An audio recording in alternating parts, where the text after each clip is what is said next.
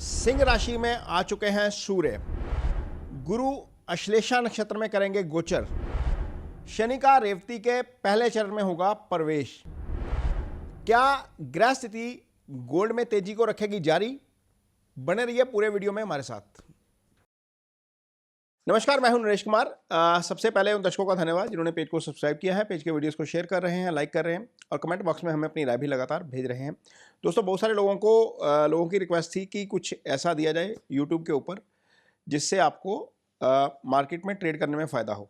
तो एक ये तारा चक्र है जिसका स्क्रीनशॉट आपके सामने चल रहा है। ये आपका पर्सनलाइज होता है, आपकी date, time and place of birth के लिहाज से हिसाब से इसको तैयार किया जाता है और आपको महीने के आने वाले अच्छे या बुरे दिनों के बारे में अपनी जानकारी हो जाती है। ये बिल्कुल टोटली पर्सनलाइज है, ये आपकी कुंडली के आधार पर ही बनता है।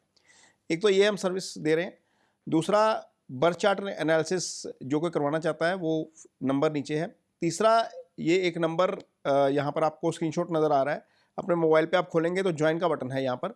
इस पर हम गोल्ड सिल्वर की डेली एस्ट्रो अपडेट दे रहे हैं। जो भी कोई ज्वाइन करना चाहता है वो इसको दबा सकता है बटन को। तो गोल्ड और सिल्वर की बात करेंगे अगले हफ्ते के लिए। मेरा अगस्त का जो व्यू था वो गोल्ड सिल्वर को लेकर बहुत ज़्यादा अच्छा नहीं था। उसका रीज़न था कि शुक्र और शनि आमने सामने हैं और इसी कॉम्बिनेशन में हमने पिछले साल अक्टूबर में गिरावट देखी थी और बड़ी जो गिरावट आई है गोल्ड सिल्वर में इसी कॉम्बिनेशन में आई है। पिछले यदि 50 साल का इतिहास देख लीजिए तो बड़ी जो गिरावट आई है इसी कॉम्बिनेशन में आई है। अब तक अगस्त में ये कॉम्बिनेशन जो है वो इस मामले में अभी तक अच्छा नहीं चला। अक्टूबर में भी ऐसा ही हुआ था। अक्टूबर में इस कॉम्बिनेशन में पहले 20% चढ़ा, फिर 20% गिरा था। तो अगले 15 दिन अभी भी गोल्ड और सिल्वर के लिए अहम बने हुए हैं क्योंकि इसी वीक में शुक्र और शनि 180 डिग्री एक्सिस पे आएंगे। ये एक कॉम्बिनेशन है जो मुझे खराब लग रहा है। अदरवाइज ये मेरा वीडियो का स्क्रीनशॉट है दूसरा जो आपके सामने चल रहा है। ये पिछले साल का वीडियो था। मेरा गोल्ड को लेकर व्यू अभी भी लॉन्ग टर्म बहुत बुलिश है। मुझे लगता है कि यहाँ से आगे बहुत तेज़ी देखने को मिलेगी। सिर्फ 15 दिन की बात है जहाँ तक लग रहा है कि कुछ ना कुछ गड़बड़ हो सकती है। आगे यदि हम इस वीडियो को शुरू करते हैं, इससे पहले पिछले हफ्ते का एनालिसिस देखते हैं। 7 अगस्त की हमारी क्लोजिंग जो थी गोल्ड की कॉमेक्स के ऊपर 4305 थी और 14 अगस्त की जो क्लोजिंग हुई है 4437 हुई है। हालांकि इसने $4500 को हिट किया, नीचे फिर 4400 पे लाया, फिर 4437 पे बंद हुआ। गोल्ड MCX के ऊपर यदि क्लोजिंग देखते हैं तो 1,51,000 की क्लोजिंग थी 7 अगस्त की। 14 अगस्त की क्लोजिंग हमारी 1,54,506 की है। सिल्वर इसी प्रकार 7 अगस्त की क्लोजिंग 6350 थी और 14 अगस्त की क्लोजिंग हमारी 6511 है। ये भी लगभग 64-63 के बीच में आ गया था। फिर नीचे इसने रिकवरी दिखाई और रिकवरी शुक्रवार को US का डाटा आने के बाद हुई है। सिल्वर MCX की यदि हम क्लोजिंग देखते हैं तो 7 अगस्त की क्लोजिंग 2,32,709 थी। 14 अगस्त की क्लोजिंग हमारी 2,35,924 है। तो ये तो पिछले हफ्ते का एनालिसिस है। अब फंडामेंटल क्या कहते हैं? फंडामेंटल ये कहते हैं कि एक तो फेड की मीटिंग के मिनट्स आएंगे इस हफ्ते में, वो बहुत इंपॉर्टेंट है। 19 रात को 11:30 बजे आएंगे। इसका मतलब है कि 20 का दिन हमारे लिए अहम हो जाता है। इससे हमें पता लगेगा कि फेड क्या इंटरेस्ट रेट रेज कर सकता है।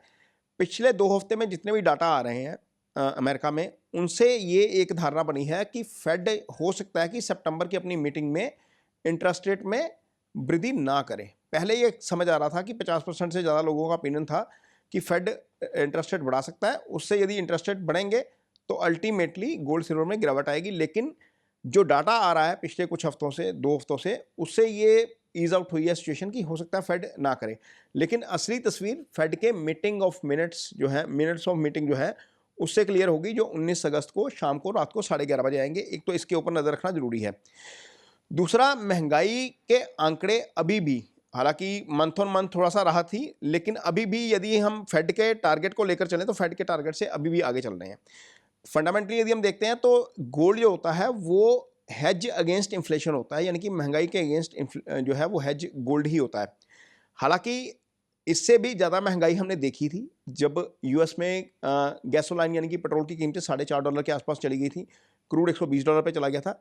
उस समय भी गोल्ड जो है वो नहीं चढ़ा, यानी कि उस समय सिचुएशन थोड़ी सी अलग थी क्योंकि जो स्मार्ट मनी था वो सारा क्रूड की तरफ जा रहा था, गोल्ड को उसने नहीं चढ़ने दिया।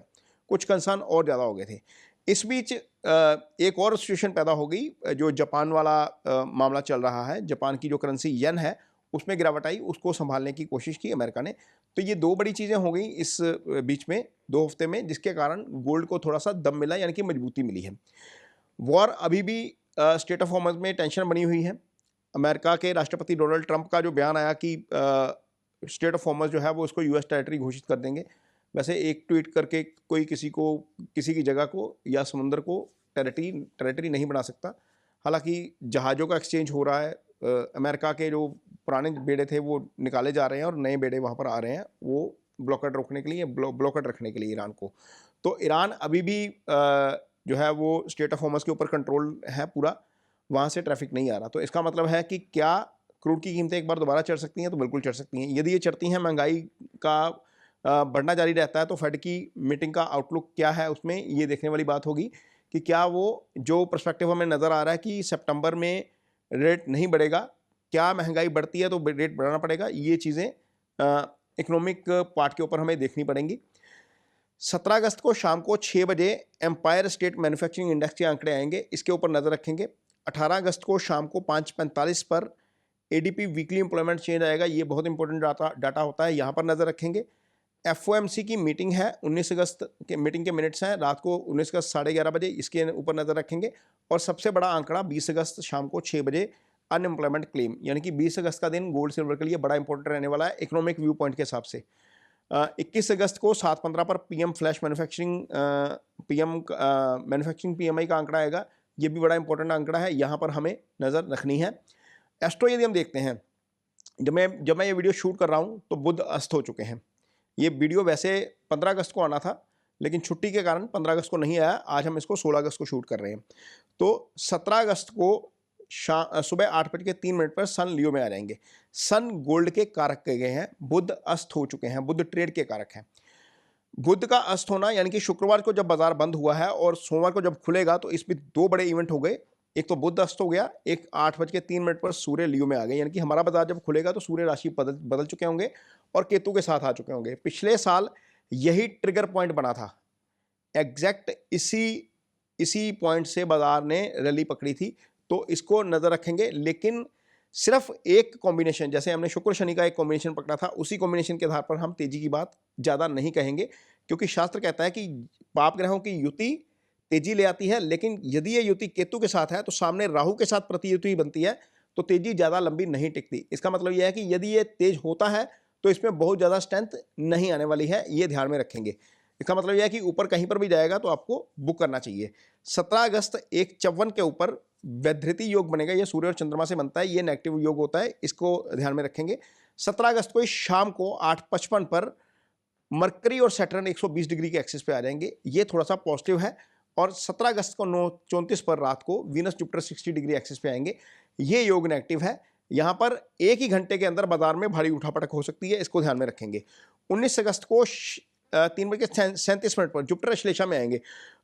बहुत सारी जगह पर कहा जा रहा है कि जुपिटर के श्लेषा में आने से गोल्ड भागता है, लेकिन यदि हम हिस्टोरिक डाटा देखेंगे तो सिर्फ 1979 का एक डाटा है जहाँ पर गोल्ड 16% भागा था, और जुपिटर श्लेषा में 2-3 महीने रहेंगे।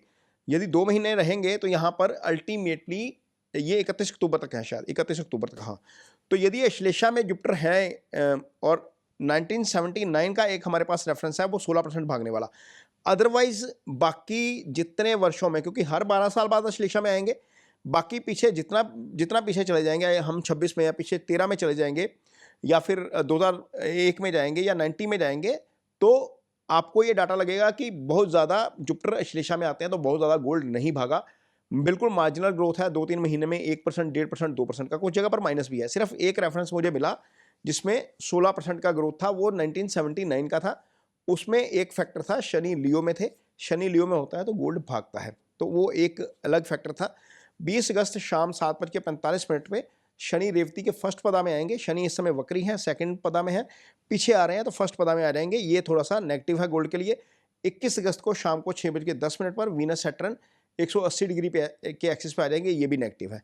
और मून का ट्रांजिट जो है वो चित्रा में थोड़ी सी स्टेबिलिटी लेकर आता है। 17 अगस्त को 3:50 पे होंगे ट्रांजिट मून, और स्वाति में जब आते हैं 4:58 पे जो ट्रांजिट है वो थोड़ा सा वीक होता है, वोलेटाइल रहता है। और 19 अगस्त को विशाखा में रहेंगे, ये भी नेगेटिव, और 20 अगस्त को अनुराधा में और 21 अगस्त को ज्येष्ठा में ये जो साइकिल है वो बहुत ज़्यादा पॉजिटिव नहीं है। तो crux of the week astrologically यदि हम इसको देखते हैं तो हो सकता है कि एक राइज दे थोड़ा सा, लेकिन यहाँ पर बहुत ज़्यादा लंबा राइज नज़र नहीं आता। हमें वोलेटाइल सेशन देखने को मिल सकता है, वोलेटाइल वीक हमें आगे देखने को मिल सकता है गोल्ड सिल्वर में। वीडियो कैसा लगा इस पर कमेंट बॉक्स में अपनी राय जरूर दीजिए। यदि वीडियो अच्छा लगे तो उसे शेयर जरूर करिए, पेज को सब्सक्राइब जरूर करिए। इसके साथ ही मुझे दीजिए इजाजत। नमस्कार।